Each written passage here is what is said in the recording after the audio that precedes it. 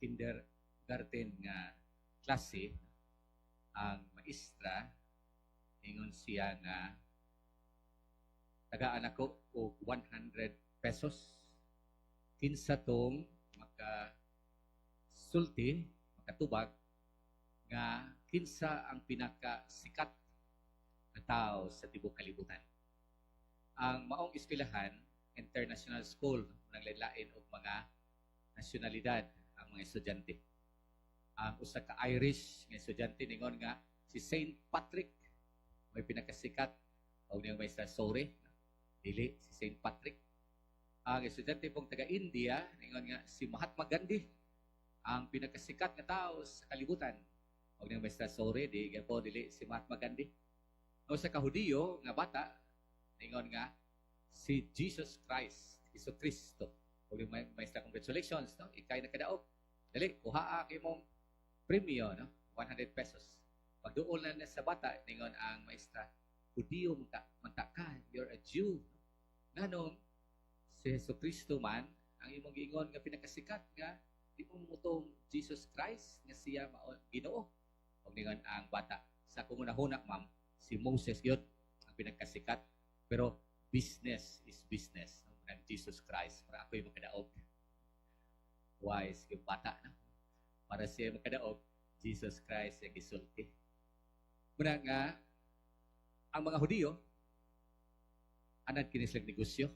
Una lang sa World War II, anong si Hitler, sa ka-German, nga diktador, iyag yung gihurot, pamatay ang mga Hudiyo sa Europa. Holocaust. Tungod kay ang mga Hudiyo, oy nagnegosyo sa Europe nitong panahon na. Mga negosyante gini mga Hudiyo, Jew. Pag ato gini si Kristo usapod ka Hudiyo. Unang for him business is business gyud. Ug sa may ang iyang tumong tuyo na business is business ang pagtuman sa kabuton sa iyang amahan.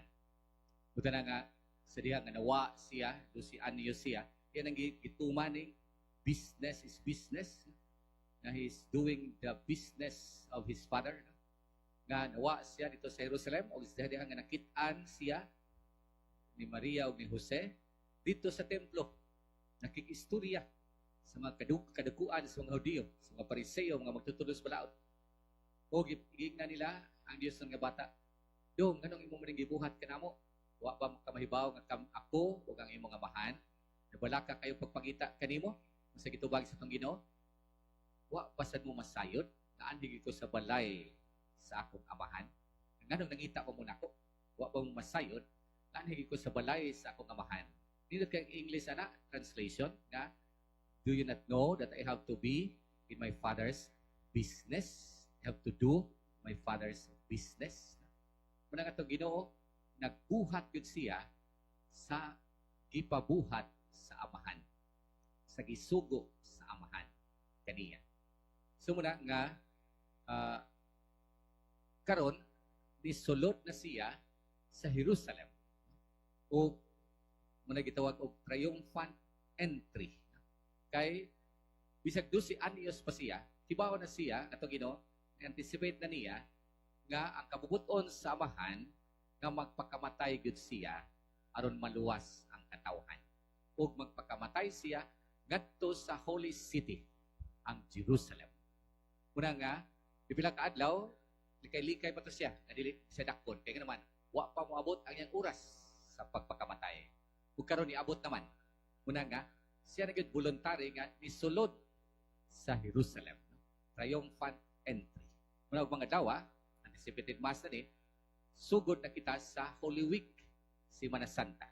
Ug tungod kay ang atong Ginoo misulod sa Jerusalem aron magpasakit, magpakamatay o mabanhaw, muna gitawag og Paschal Triduum, no? Ang Huwebes Santo, Biyernes Santo, Sabado Santo, Domingo de Gloria, na maoy mga balaang adlaw sa tibuok tuig, no? Sugod karon, mo na sa gitawag og Passion Sunday, no? Domingo sa pagpasakit. Kaya naman, nisulod man sa Jerusalem aron magpasakit o magpakamatay. Munang Passion Sunday karon. Gitawag ko ron og Palm Sunday, no? Ug madlaw, Domingo sa Lukay. Kaya naman, ang kaning lukay, kaning palma, mao man ay simbolo sa kadaugan, victory.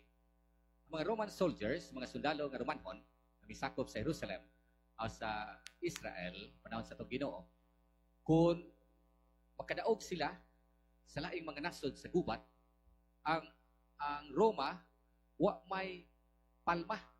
Wa ni mga lukay sa Roma, nga naman kay bugnaw kayo. Ang Europe, minus kayo sila lukay. Na?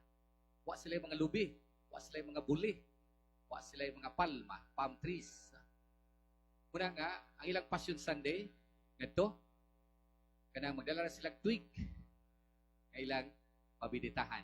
Wa yung mga dahon, kaya wa may mga lukay sa Europe, labi na sa Roma. Muna, kaning mga sundalo nga Romanhon, kung makadaog sila sa ilang mga nason nga ilang i-conquer sa emperor, labi na sa mga lugar nga na mga lukay, magdahas silang lukay, souvenir, nga nagmadaugon sila, ilang dadon. Una nga ang lukay, palm, nagsimbolos kadaugan, kadaugan, sign of, symbol of victory.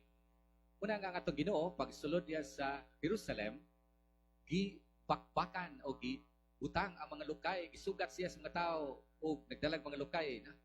No? O muna nga, triumphant entry. No? Madaugon nga pagsulod niya sa Jerusalem. No? Ang Ginoo iyang gikuha pag-usab ang Holy City, no? Ang siyudad sa Jerusalem, ang balaan nga siyudad. No? So ang hari, misulod sa iyang kanang lugar, sa iyang teritoryo, no? Ang Jerusalem. Kung naninggit sila, kusana, daygo ng Diyos sa kahitasan. Kung kato mga tao nga naninggit, wa sila makahibaw nga ang pagsulod sa tong Ginoo dili aron mahimong hari nga senyorito, nga silbihan. Kundi aron siya magpasakit, magpakamatay. Mo man ang pagkahari. Aron niya luwason ang iyang katawhan sa mga sala. Kinahanglan din siyang mamatay, ilansang sa krus. Wa sila kalibutan nga ang pagsulod sa tong Ginoo dili dahil nga i-claim niya ang Holy City, isip siya hari, pero sa paagi nga siya magpakamatay. Kaya kamatayon sa krus, mo'y makaluwas sa katawhan. Muna nga, dunay mga naglagot sa atong Ginoo, ang mga Pariseo, o magtutudlo sa balaod. Kaya nagtuo sila nga ilugon niya ang gingharian sa mga Hudiyo, ang gingharian sa Israel. Pero wa sila masayod nga ang atong Ginoo, ang iyang pagsulod, magpakamatay siya. So lahi ang iyang kingship. Lahi ang idea sa Ginoo sa paghari. Kita, mga tao, ang atong idea sa pagkahari, opposite sa idea sa atong Ginoo.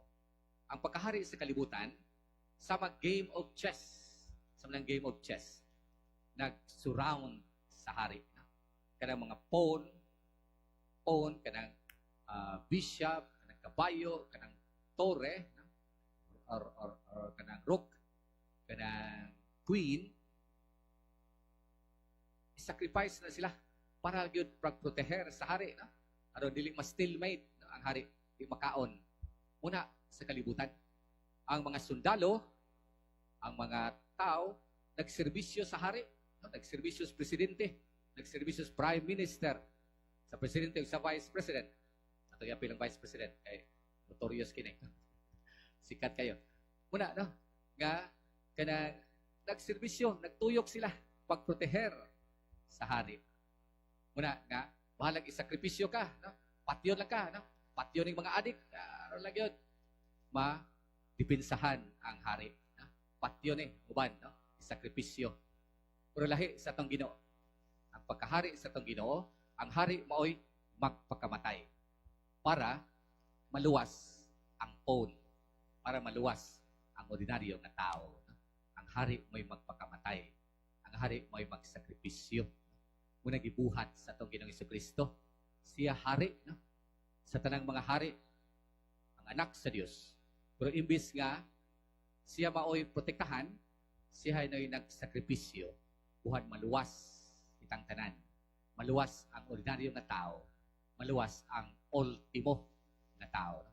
Ang hari maoy nagsakripisyo. Ang hari maoy nagpakamatay. Muni ang Domingo sa Pasyon, no?